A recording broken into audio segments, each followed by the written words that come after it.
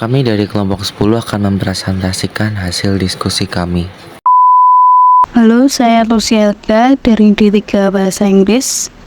Di sini saya akan menjelaskan tentang keberagaman agama dan kepercayaan yang ada di Indonesia.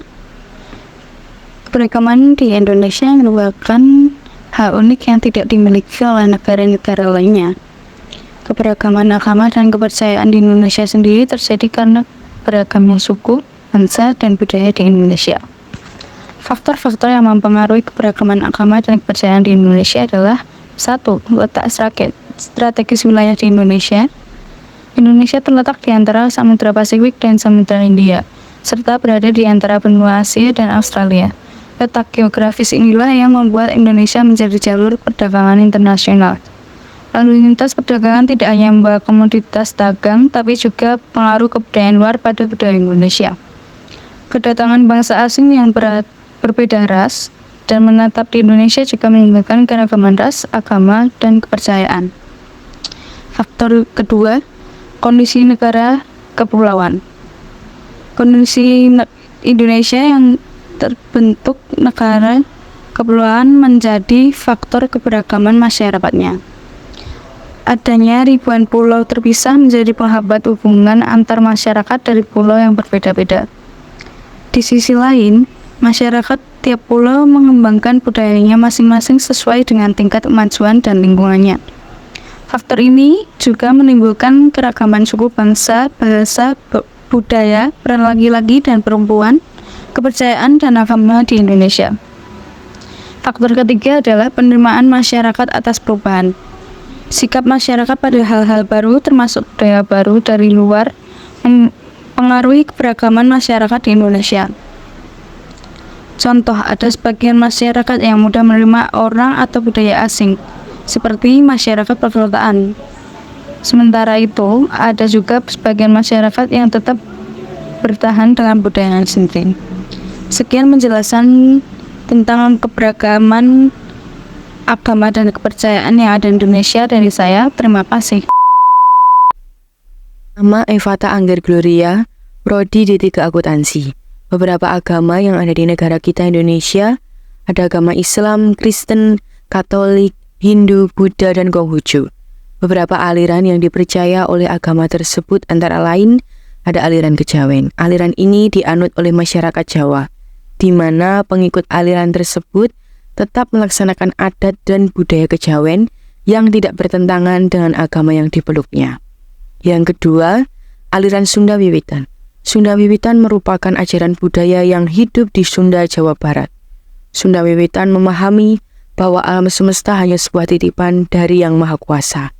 Sunda Wiwitan memiliki satu Tuhan yang disebut dengan Sang Hyang Kersa. Artinya Tuhan tetaplah satu, seperti ajaran umat Islam. Yang ketiga ada aliran Marapu. Marapu merupakan keyakinan lokal yang dianut oleh masyarakat Pulau Sumba yang menerapkan keyakinan memuja arwah leluhur. Aliran ini mempercayai bahwa kehidupan di dunia hanya sementara. Setelah akhir zaman, mereka akan hidup kekal di dunia roh yang disebut Prai Marapu. Dan yang keempat ada aliran Kaharingan. Kaharingan merupakan aliran yang dipercayai masyarakat Dayak, Ngaju, Kalimantan Tengah. Kaharingan sangat menghargai dan menghormati apa yang telah ditinggalkan leluhur mereka. Itulah yang wajib dikerjakan. Kaharingan memiliki tradisi asli yang tidak bisa disamakan dengan agama lainnya, seperti tempat ibadah yang dinamakan Balain Basara. Dan yang terakhir, ada aliran Tonaas Walian. Tonaas Walian merupakan aliran yang dianut orang-orang Minahasa di Sulawesi Utara. Pemimpin Minahasa tempo dulu terdiri dari dua golongan, yakni Walian dan Tonaas. Walian mengatur upacara agama asli Minahasa hingga disebut golongan pendeta. Golongan kedua adalah golongan Tonaas yang mempunyai kata asal taas. Kata ini diambil dari nama pohon kayu besar dan tumbuh lurus ke atas. Itulah beberapa aliran kepercayaan yang ada di Indonesia. Di Nusantara Indonesia, kejawen dipandang sebagai ilmu yang mempunyai ajaran-ajaran yang utama, yaitu membangun tata krama atau aturan dalam kehidupan yang baik. Kejawen merupakan kepercayaan dari sebuah etnis yang berada di Pulau Jawa Filsafat kejawen didasari pada ajaran agama yang dianut oleh filsuf dari Jawa. Sunda Wiwitan. Ajaran agama dengan unsur monoteisme purba yang memiliki konsep kepercayaan tertinggi terhadap Sang Pencipta yang Maha Kuasa, yang tidak terwujud dan disebut Sang Kersa, yang setara dengan Tuhan Maha Esa. Di dalam ideologi Pancasila, ajaran agama dengan unsur monoteisme purba yang memiliki konsep kepercayaan tertinggi terhadap Sang Pencipta yang Maha Kuasa, yang tidak terwujud dan disebut Sang Kersa, yang setara dengan Tuhan Maha Esa. Di dalam ideologi Pancasila, tempat suci atau tempat pemujaan yang dianggap sakral atau keramat dalam agama Sunda Wiwitan adalah pamunjungan atau disebut kabuyutan. Pamunjungan merupakan pundan berundak yang biasanya terdapat di bukit, dan di pamunjungan ini biasanya terdapat di menir, arca, batu cengkuk, batu mangkuk, dan batu pipih, dan lain-lain. Marapu. Kepercayaan Marapu dapat digolongkan sebagai salah satu agama-agama arkais.